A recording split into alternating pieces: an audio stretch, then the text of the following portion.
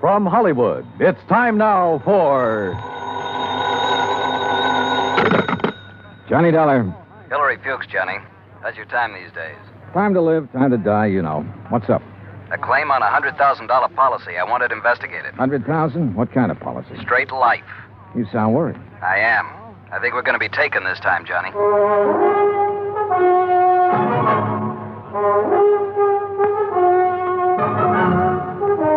Bob Bailey in the exciting adventures of the man with the action-packed expense account, America's fabulous freelance insurance investigator. Yours truly, Johnny Dollar.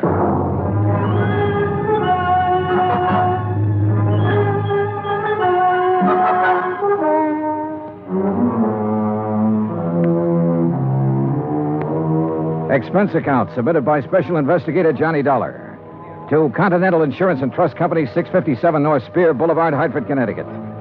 The following is an account of expenses incurred during my investigation of the Desalles matter. I'd heard of Dave Desalles. I guess everybody in this country's heard of him at one time or another.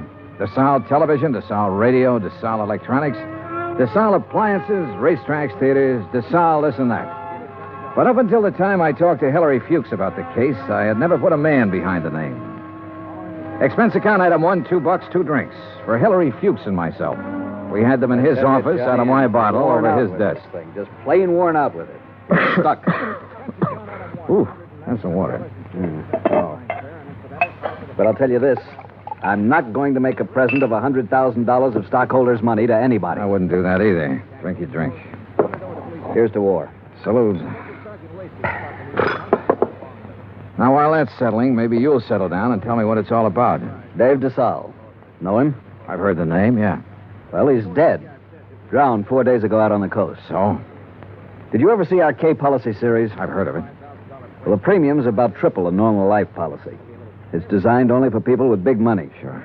But it's got a feature that makes those people with money look at it a long time. Uh-huh.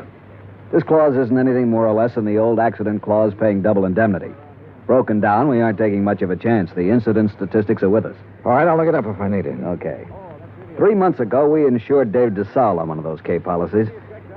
4 days ago, he fell off the back of a yacht and drowned, and we're hooked for $100,000. Well, accidents happen. You betcha, all the time. But I'm not sure it was an accident. At least there's not enough proof in this coroner's report to convince me. You say it happened 4 days ago? Yes? Has the claim been filed yet? Yes, and the beneficiary is the deceased's widow. Inquest? Inquest, burial, everything. Was there an autopsy? No, there was not. Investigation? Yes, it was handled by the local police in San Ladillo. San Juan? San Ladillo, a little place about 30 miles south of Los Angeles. 4 days ago. Why didn't you put someone on it then? I did. Bert Kenyon. Here's his last report. No evidence available to dispute coroner's verdict of accidental drowning. Recommend claim be honored. Kenyon. Sounds like cold turkey to me. It may sound that way to you, but I still don't like it. I want it warmed up. Now, look, Bert Kenyon knows his way around. And he can miss like anyone else. I want you to go out there and work with him. Cover it all again. Get at Desalles' widow. She stands to gain most by his death. Maybe the two of you can come up with something. Well, what do you do about the claim? Deny liability on the grounds that the accident is not proven. Hillary, you will be sued. I'll take that chance. Fuchs was an old chance taker who had been raised in the insurance business. The kind of man who gave a claim every kind of test, and if it still passed, he sat down and smelled the paper it was written on. And if he didn't like that, he'd take his chance. Expense account item 2, $138, plane fare to Los Angeles. Item 3, $3, a telegram to Bert Kenyon advising him of my arrival, which turned out to be at 1 o'clock in the morning, 10 minutes ahead of a fog that blanked out the whole area at the airport. Johnny Dollar! What? Oh, hey, Bert. How are you? Johnny, good to see you. Yeah, good to see you. Come on, I got a car. Well, have you got a cigarette? I ran out 2 hours ago. Sure, man. Here you go. Good to see you. Good to see you, boy. The last time I saw Bert Kenyon was July, a year ago, in Dayton, Ohio. He was there working on an arson claim for the National Underwriters. Before that, I'd run into him in Denver, Portland, and Chicago. And we'd worked together for 2 weeks in New Orleans on the San Antonio case. He sent me a Christmas card every year. I sent him one. We were as close and as far apart as two friends can be. When I saw him this time, he looked tired and thinner. And he lit one cigarette after the other. You'll like San Ladillo, Johnny. Yeah? How's the hotel? Oh, old Spanish job. Big rooms, fireplaces, smells kind of damp all the time. You get used to it. Are you tired? Yeah. Well, tell me about the claim, Bert. Nothing to tell. Routine so far. Oh, Fuchs was pretty worried about it. He doesn't like the coroner's report. Ah, you know, Fuchs, worry. That's what he gets paid for. Oh, that's what we get paid for, too. Okay. On the face of it, I'd question the claim right away. Just on the 3 months period alone, I'd question it. You still think it was an accident? I think we should pay up and shut up. I'd like to have met this Desalles guy, Johnny. Stocks and bonds and pretty blondes. He sure had 'em all. Wait till you meet Mrs. Desalles. Wait till you see the layup. Boy. And Fuchs worrying about a $100,000 claim. Do you know how much Desalles' widow is worth? $8 million. $100,000 means about that much to her. Not that much. Peanuts. You want to hear something funny? Real funny? Go on. Desalles bought that policy one day at the racetrack at Del Mar. Yeah, because an insurance broker gave him a tip on a horse. Yeah. I can just see Fuchs worrying about his $100,000 and finding out about that part. How did you find out about it? Mrs. Desalles, she told me the story. What about her? Now, what about her? She's the beneficiary. Well, I told you, 100,000 doesn't mean a thing to her. Why would she kill him for $100,000? Why not? Fuchs sent you out here to take over because he thinks I lost stuff, didn't he, Johnny? He sent me out to see if I could give you a hand. He wants us to cover the whole thing again.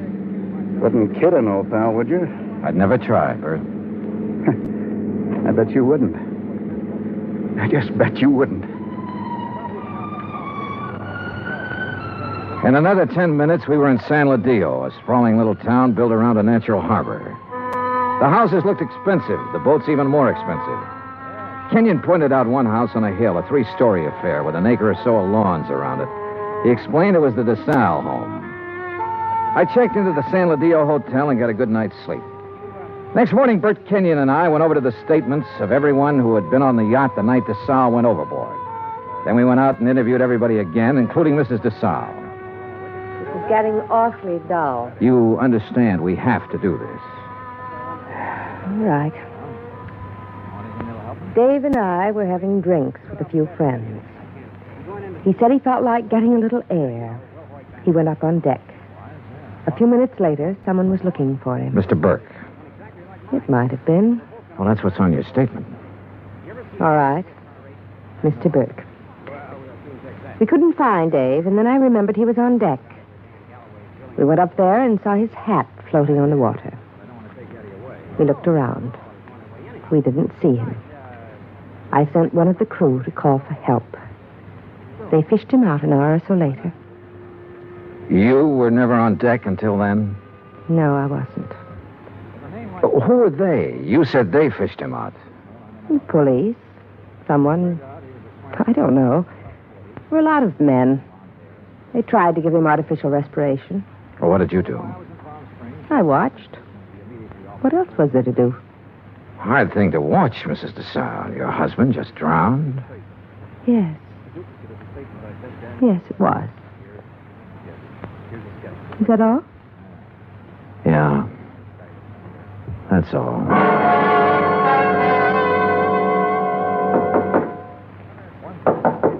Come in. Hi.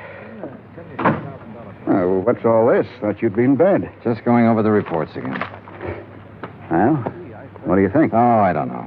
I'm trying to make up my mind, Bert.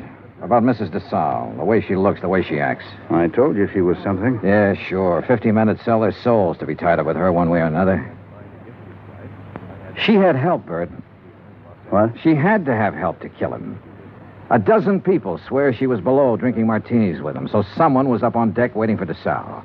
What have you got to go on? Desalles swam the English Channel 20 years ago. He should have been able to swim 20 feet to a gangplank. Drunk or sober, he should have been able to do that.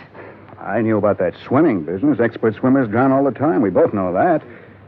What else? Well, why didn't somebody hear him yell? Maybe he didn't. Everybody lets out a yell in a situation like that, falling or in the water. There were a dozen people aboard. One of them should have heard him yell. Yeah, I guess you're right. All right, suppose he didn't yell. But suppose this coroner made a mistake about the bruises on the side of his head. Suppose they happened before he went over the side. It'd be hard to prove now, Johnny. Oh, look, she's got a boyfriend somewhere, Bert. She had to have one. The servants can be gone over. Somebody at the house has seen him. He's called her, sent her messages. He's our boy. We can bring him out in the open. We'll get help from Los Angeles. We'll call the legal department and get them busy. Get permission to exhume the body and have an autopsy. We'll bring... What? Let this one go, huh? What? Drop it. It's just lousy enough to get by, Fuchs. We got a good case, Bert. I know. I've known it all along, Johnny. A sellout? Mrs. Desalles offered me the whole 100,000. The whole 100,000, Johnny, to let it get by. Who helped you do it? I don't know. I wasn't interested anymore when she came up with the offer. Look, what does Desalles mean to you and me? Nothing.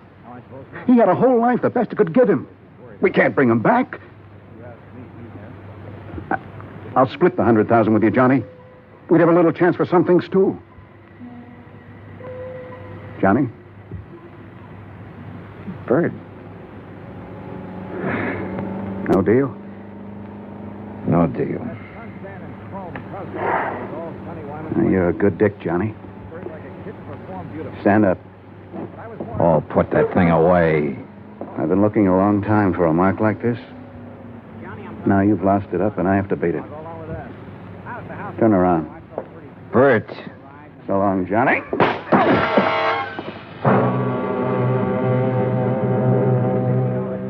I went down to my knees trying to hold onto the desk. I saw him stand there a minute, like he might want to help me. And then he was gone. I did everything I could to make my feet, but my legs wouldn't work. And then it was all over.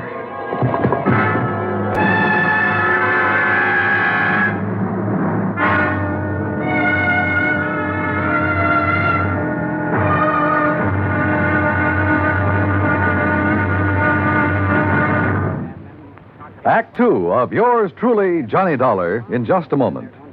Now, Act Two of yours truly, Johnny Dollar, and the Desalles matter.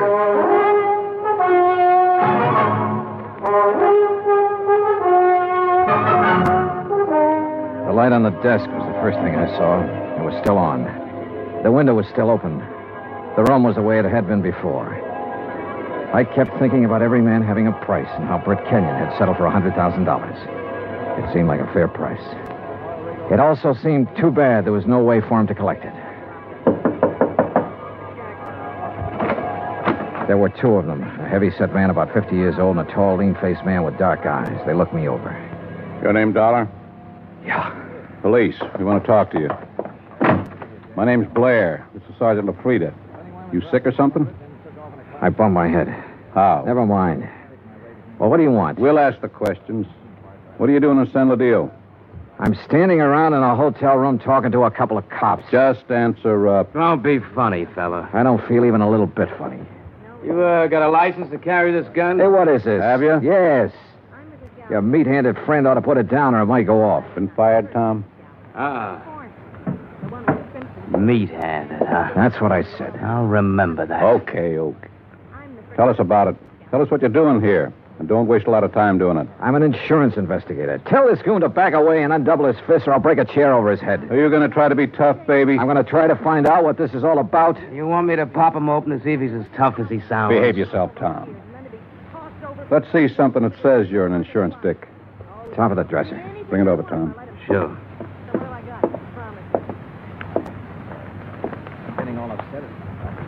Yeah. Okay. Now tell us what you're doing in town. The Desalles case. Now you tell You me know what Bert Kenyon? I know him. I've been working with him. Well, he's been around town 4 or 5 days. We haven't seen you. I only got here this morning. You could prove all that, could you? Oh, sure. With a plane ticket, with a hotel clerk downstairs, with a bellhop who brought up my luggage, with a dozen people or more I've talked to today. And tonight? What about tonight? Right here. You could prove that, too? Try the clerk downstairs. Ask Kenyon. Where is Kenyon? I don't know. You ought to know. Why don't you sit down, Tom? Okay. Now, when did you see Kenyon last? A couple of hours ago. Now tell us what you talked about, and don't forget anything. We talked about the Desalles case. Kenyon have something new on it? No. Don't hold out on me, boy. This is police business. Tom here's pretty edgy for a cop, but I'll turn him loose on you if I have to, because I haven't got a whole lot of time to waste being sweet. Tom worries me to death. One more minute. Just one more minute is all I'm going to take off this guy. Oh, shut up. I'll ask you again, Dollar. What's new on the Desalles case? What did Kenyon tell you? The way we look at it, you came out here because something new popped up that might take two guys to handle it. Look at it any way you want to. Blair, you going to take this stuff? Never mind. Okay. Get your hat and coat, Dollar. We're going to see a fella. Not unless I know why. And I mean that. Dollar, your buddy's been killed. What? Kenyon. Somebody shot him up an hour ago.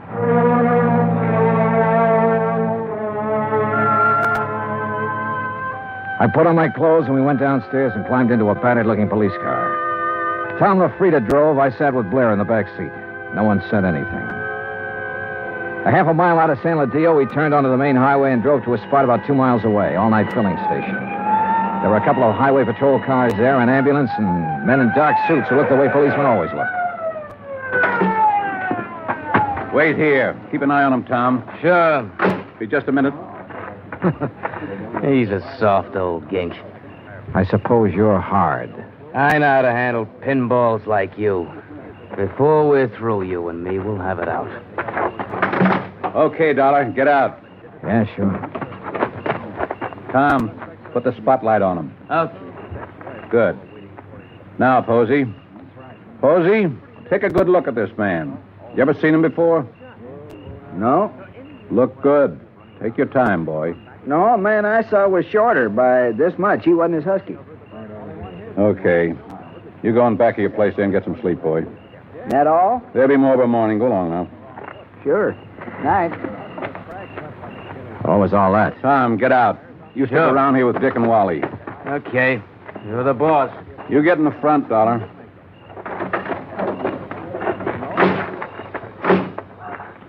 You're lucky. Posey didn't recognize you. I suppose I am. Why? An hour ago, Posey's pumping gas. He hears 3 or 4 shots off in the dark. Then a car starts up and gets out of there real fast. Then Posey sees your pal Kenyon stagger out across the highway, full of lead. Kenyon drops dead right in front of the station. That's him they're mopping up now. We had half an idea you might have been the man beaten in the car. That's a dumb idea. Yeah, he was shot close up, like it was somebody he was just standing talking to. An old friend. You're an old friend of his. Blair, you got it all wrong. Huh? We haven't been friends for 3 hours. His full name was George Blair. He'd been on the Los Angeles force 12 years. Then they retired him at half pay when a holdup man shot off part of his right foot. He'd taken the San Ladillo job because it was the only police force he could find that would take a man who limped more than a little. Expense account item 4, 20 cents coffee for Lieutenant Blair and myself. I don't know. Maybe we went at you the wrong way in that hotel room. That's my fault. But a man's been murdered, and I get excited about things like that. I don't blame you. No hard feelings. No. As long as I don't have to do business with your boy, Tom. Yeah, I got Tom LaFrida and 3 other boys. None of them worth the press in their pants. I need help, darling. What? This town's popping open tonight. Your buddy got it. It's tied in with this Desalles thing somewhere. You're sure he didn't have anything new for you? No. You wouldn't want to tell me about that bump in your head, would you? Not right now, no. My boys are so green, they tromped all over the boat the night Desalles drowned. They loused up anything that might have helped me to find out how he went over the side. They banged his head against the dock a few times, bringing him in. I couldn't tell if the bruises were there before or after he was in the water. You don't think Desalles was accidental? I was murdered. She had somebody do it. But why didn't any of that come out in the coroner's report? My coroner runs a drugstore when he isn't being a coroner. If you feed him enough scotch, he'll tell you whether somebody's dead or not. He don't know from nothing.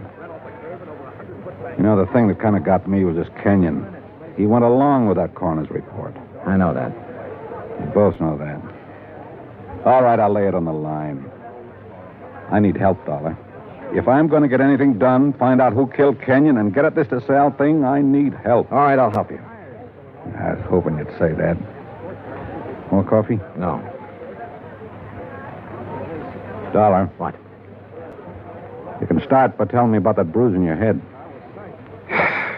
Kenyon. He sold out, did he? Yeah. To Mrs. DeSalle. He covered up for her in the reports he sent in. A man back in Hartford got suspicious and sent me out to make a recheck. Yeah, I guess something like that. No dummies, those claims men. Look, who'd he say was in on it? He didn't say. I don't think he really knew. At least not any more than you and me. No wonder you didn't want to talk up that kind of news. Kind of hurts, doesn't it? Like having a bad cop around. You should know. I know. Well, how do you feel? Mister, I feel lousy. A friend of mine's been shot. What's more, he died a bum. Well, I'm talking about dropping in on people while the smoke's still hanging around. Mrs. DeSalle? Yeah. Let's go. It was about 6:45 in the morning when we left the diner. By 7:30, we were winding up the driveway to the DeSalle mansion overlooking the ocean. Blair mumbled things about the fog lifting and what a nice day it would be. I smoked cigarettes and looked and watched the contented smile he kept on his face. Well, what do you know? Tommy LaFrida's car. Oh, what does that mean? Well, let's find out. Tom was off duty at 6 o'clock, as far as I know. I told you it was going to be a nice day. Yeah, you did it then.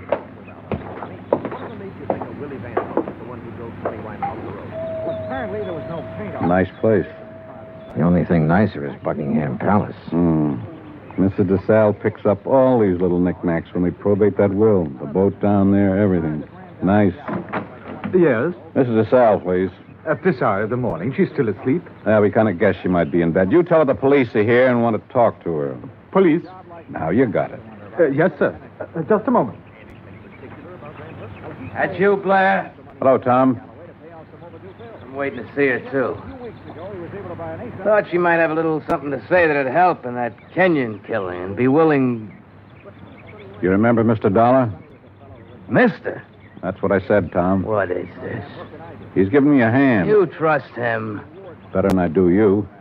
Kind of a crack is that? No crack. Just that you're always talking when you ought to be listening. Besides that, you've been drinking again. Go on, get your hat and get out of here. Don't I just gave you an order. Beat it. Okay. Oh, he'd like to kill somebody, that bird. I'm not so sure he didn't. You got a gun in that coat? No. Take mine. What? I don't like him being here. It just came to me. He was the first one down at the dock the night DeSalle got it. The first one. Her boyfriend? Could be. I can't awaken Mrs. DeSalle. You'll have to come later. We'll handle that part. Which room is hers? But you can't come in here. Which like this. room? Top of the stairs, the first door. Oh, you run along and buy yourself a cup of coffee. Come on, Dollar. You can't go up there at this hour of the morning and break in on her. Mrs. DeSalle. No. Hey, get the light switch. Yeah. Come near me, please. Don't come near me, please. Please. Oh, please, I won't tell. I won't tell anyone. Mrs. DeSalle, I just... Beaten up. Good Lord. Please. Oh, please don't. Look, Mrs. DeSalle, we aren't going to hurt you.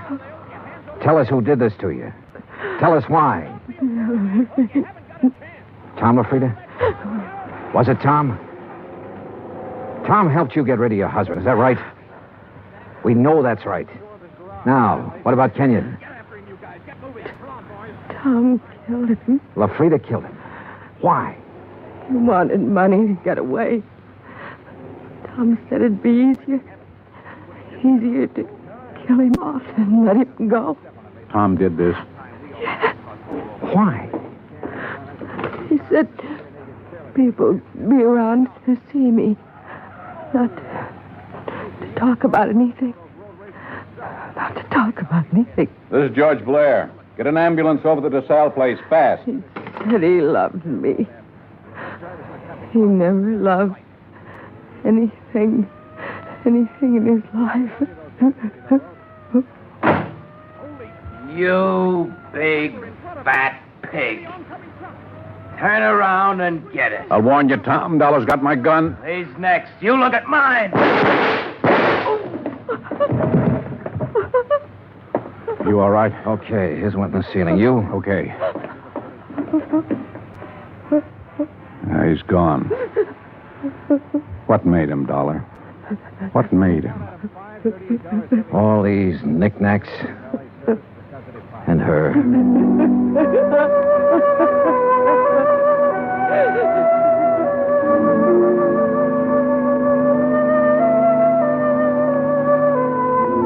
Expense account item 5, $25. One phone call to Hartford.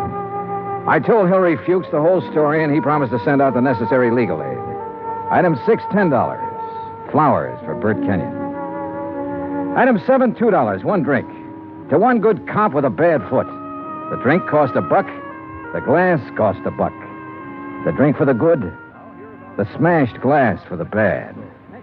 Oh, yeah, it was hammy, but it made me feel... Expense account total, $416. Remarks, none. Yours truly, Johnny Dollar.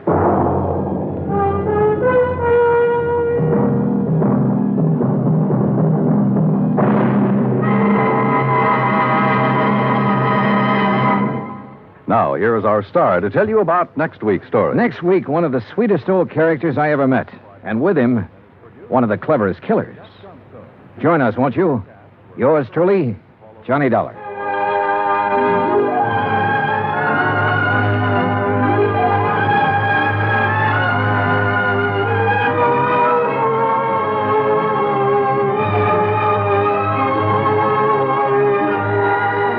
Yours truly, Johnny Dollar, starring Bob Bailey, originates in Hollywood. It is written by John Dawson and is produced and directed by Jack Johnstone. Heard in our cast were Virginia Gregg, Harry Bartell, John Stevenson, Will Wright, James McCallion, and Ben Wright. Musical supervision is by Amerigo Marino.